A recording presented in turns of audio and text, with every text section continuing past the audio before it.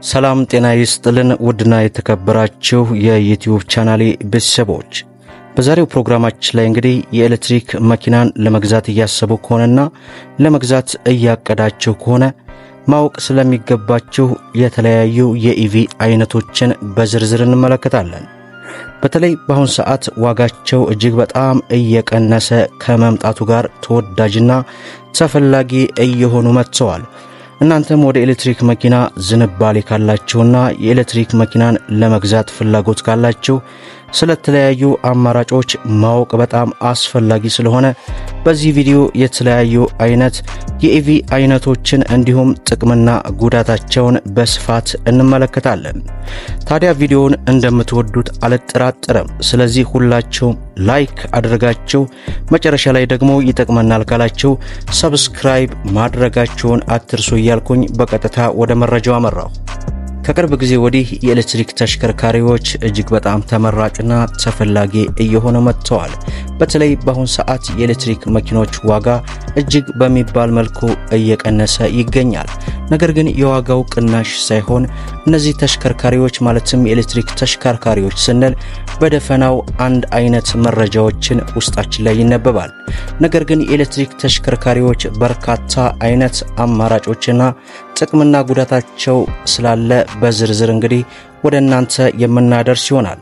እንግዲህ የኤሌክትሪክ ቬሂክል የሚባሉት በአራት አይነት ዝርዝር እንደሚከፈሉ ልናውቅና ልንጠነቀቅ ይገባል። ማለትም በአንደኝነት ደረጃ ባትሪ የኤሌክትሪክ ቬሂክል BEV የተሰኘ ሲሆን ሁለተኛው ደግሞ ፕላጊን ሃይብሪድ ኤሌክትሪክ ቬሂክል ነው።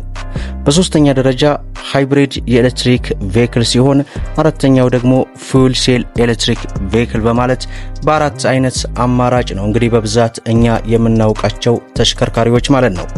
እነዚህ ቬሂክሎች በተለያዩ አይነት መንገዶች ማለትም በሳይዝ እንዲሁም በሌሎች ልዩነት አላቸው።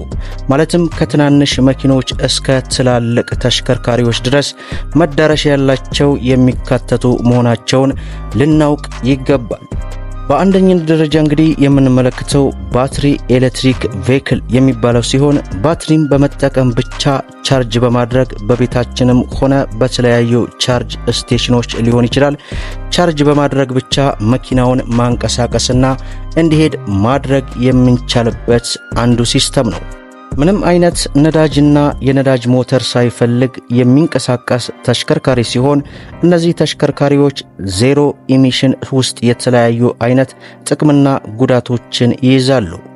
ከጥቅሞቹ መካከልም ዜሮ ርቀት ጋዝ ማለትም ምንም አይነት ካርበን ዳይኦክሳይድን የማያወጡ ተሽከርካሪዎች መሆናቸው እጅግ በጣም ከጥቅሞቹ ውስጥ የሚመደበው ቁጥር 1 ነው። ታዲያ እነዚህ ተሽከርካሪዎች ከ150 እስከ 650 ኪሎ ሜትር ድረስ በአንድ ቻርጅ የሚጓዙ ተሽከርካሪዎችን በአጠቃላይ ያጠቃልላል ማለት ነው። በተጨማሪም እነዚህ ተሽከርካሪዎችን ስንገዛ ለጥገና የምናወጣው ወጭ እጅግ በጣም ዝቅተኛና ወጭ ቆጣቢ መሆናቸው ተመራጭ ያደርጋቸዋል። እነዚህ ተሽከርካሪዎች ጸጥ ያሉ አሰራር ያላቸው ሲሆን ምንም አይነት ድምጻቸው እኛን የሚረብሽ አይደለም። ታዲያ ከነዚህ ተሽከርካሪዎች መካከለም ቴስላ BYD E2 BYD ሴጋል እንዲሁም ከቴስላ ሞዴል 3 ኒሳን ሊፊ ቼቭሮሌት እና ቮልክስዋገን ID4 ቮልክስዋገን ID6 BZ4X እና BZ3 ተጠቃሽ ተሽከርካሪዎች ናቸው።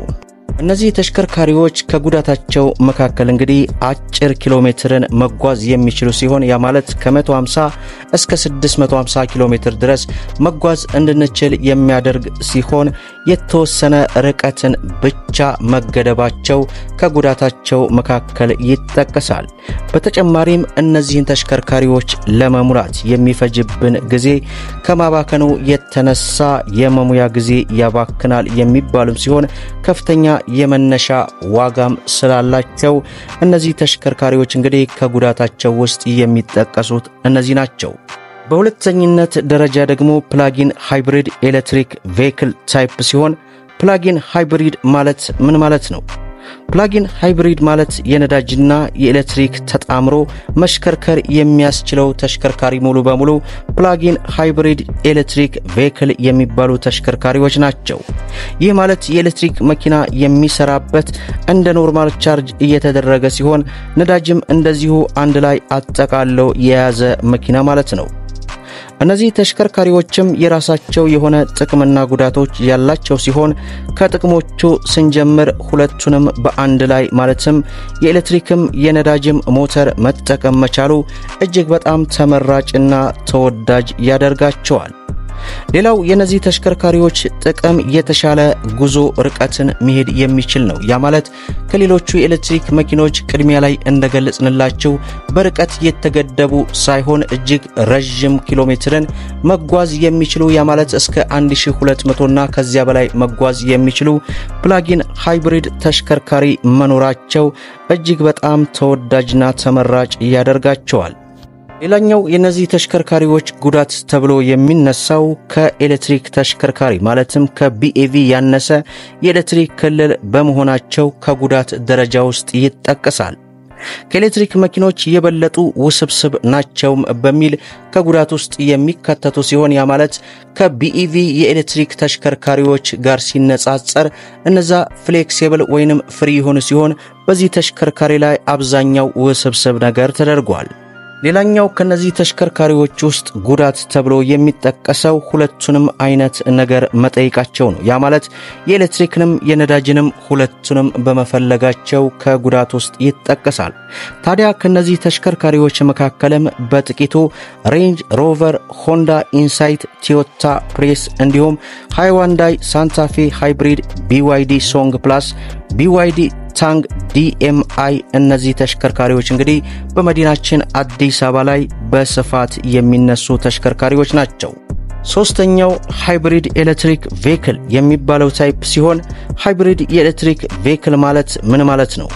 ከፕላጊን ሃይብሪድ የሚለይበት ቻርጅ አደራረጉና የባትሪው ካፓሲቲው ሁለቱ ልዩነት አላቸው። ቻርጅ አደራረጉ ሃይብሪድ መኪና በነዳጅ ኢንጂን ነው። በነዳጅ በሚሄድበት ጊዜ ሪጀነሬት የሚያደርገው ሲስተም እንደገና መኪናው ሲቆም ፍሬን ሲይዝ በተለያዩ ሲስተሞች ባትሪውን ቻርጅ በማድረግ የሚረዳ ሲስተም ማለት ነው። እነዚህ ተሽከርካሪዎችም እንደሌሎቹ ተሽከርካሪ ጥቅምም ጉዳትም አላቸው። ከጥቅሞቹ መካከል የተሻለ የነዳጅ ኢኮኖሚን ይቆጥቡልናል። ሁለተኛው ባትሪ ለመሙላት ብለን መቆም አይጠበቅብንም። ከጉዳቱ መካከል ደግሞ በኤሌክትሪክ ብቻ የመንዳት አማራጭ እንጂ ሌላ አማራጭ አለመኖሩ እንዲሁም ከሌሎች መኪኖች ያነሰ የአካባቢ ጥቅም ያለው በመሆኑ ከጉዳቱ መካከል ውስጥ ይጠቀሳል። እነዚህ ተሽከርካሪዎችም እንግዲህ በጥቂቱ ቶዮታ ኮሮላ ክሮስ፣ ቶዮታ ሃይላንደር፣ ቶዮታ ራቫ4፣ ሃይዋንዳይ ቱክሰን፣ ቶዮታ CHR እና የመሳሰሉ ተሽከርካሪዎች ይጠቀሳሉ። አራተኛውና የመጨረሻው ፊውል ሴል ኤሌክትሪክ ቬሂክል የተሰኘው ነው። እንግዲህ ፊውል ሴል ኤሌክትሪክ ቬሂክል ማለት ምን ማለት ነው? እነዚህ ተሽከርካሪዎች ላይ ፓወር የሚያደርጉት ሃይድሮጅን ፊውልስ የሚባል ሲሆን ሌሎች ተሽከርካሪ የሚያወጡትን ጭስ በዚህ ተሽከርካሪ ላይ ልክ እንደ ውሃ ትነት የሚወጣ ነው። እነዚህ ተሽከርካሪዎች ለየት የሚያደርጋቸው ነገር በ5 ደቂቃ ውስጥ መሙላት የሚችሉ ሲሆን ከ500 እስከ 800 ኪሎ ሜትር የሚሄድ አቅም ያላቸው እጅግ በጣም ዘመናዊ ተሽከርካሪዎች ቢሆንም አሁን ላይ ገና ጅማሮ ላይ ያሉ ተሽከርካሪዎች ናቸው። ምናልባትም መሰረት ልማቱ ገና እየተዘረጋ ያሉ አዲስ ቴክኖሎጂ የያዙ ተሽከርካሪዎች ናቸው። እንግዲህ እስካሁን ስለ ኤሌክትሪክ ተሽከርካሪ ያላችሁን ግንዛቤ እጅግ በጣም ሰፋ አድርገን ወደናንተ አድርሰናል። ታዲያ በአሁን ሰዓት ላይ የኤሌክትሪክ መኪናን ስትገዙ ወይንም ለመግዛት ስታስቡ የራሳችንን አኗኗር ዘይቤ ከግምት ውስጥ ማስገባት ይኖርብናል። ያ ማለት በየቀኑ የሚጓዝበት ርቀትን የቻርጅ ስቴሽን እንደልብ ማግኘቱንና የበጀት ገደቦችን ከግምት ውስጥ ማድረግ ተገቢ ነው። ሌላው በደንብ ማሰብና ማወቅ የሚገባችሁ ነገር ቢኖር የቤት ውስጥ ቻርጅ ስቴሽን ካላችሁ እሰየው፣ ወይንም የህዝብ ከሆነ ደግሞ ፈጣን ቻርጅ ስቴሽን ማድረግና የባትሪ እድሜና ዋስትናን ከግምት ውስጥ ማስገባት አለባቸው። የኤሌክትሪክ ተሽከርካሪ ባትሪያቸው እጅግ በጣም ውድ የሚባል ስለሆነ ይህንን ከግምት ውስጥ ማስገባት ተገቢ ነው ላለው። ዛሬ እንግዲህ የተለያዩ ኢቪ አይነቶችን እንዳሉ ተገንዝበናል። ታዲያ የኤሌክትሪክ መኪና ከመግዛቱ በፊት የእርሶ ፍላጎትና ምርጫዎችን ግምት ውስጥ ማስገባት አስፈላጊ ነው። ሰብስክራይብ እንግዲህ ያላረጋችሁ ሰብስክራይብ ማድረጋችሁን አትርሱ። ታዲያ በአሁን ሰዓት ላይ በመዲናችን አዲስ አበባ የኤሌክትሪክ መኪኖች ዋጋ እጅግ በጣም እየቀነሰ ነው። ከመኪና ዋጋ ብቻ ሳይሆን ከካምፓኒውም ጭምር ዋጋቸውን እየቀነሱ አዳዲስ የኤሌክትሪክ መኪኖች በመዲናችን አዲስ አበባ ላይ እየገቡ ስለሆነ ማለት ነው። ስለ ኤሌክትሪክ መኪና ምን ማወቅ ይፈልጋሉ? ሐሳብ አስተያየታቸውን በኮሜንት ስር አስቀምጡልን። እንሰራላችሁ የምትፈልጉም ካለ በኮሜንት አናግሩን እያልን እንግዲህ ለዛሬ ይዤላችሁ የቀረብኩት እጅግ በጣም ጠቃሚና ጠቋሚ የኤሌክትሪክ መኪናን ለመግዛት ላሰባችሁና መግዛት ላሰባችሁ ሙሉ መረጃውን ወደናንተ አድርሻለሁ። ለብዙ ኢትዮጵያውያን እንዲደርስ ላይክ ሸር ማድረጋችሁን አትርሱ እያልኩኝ ለዛሬ ያቀረብኩላችሁ መረጃ ይህንን ይመስላል። እስከ ፍጻሜው ድረስ አብራችሁን ስለቆያችሁ ልባዊ ምስጋናችንን እየሰጠን በሌላ ቪዲዮ እስከምንገናኝ ወሰላሙ አለይኩም ወራህመቱላሂ ወበረካቱ።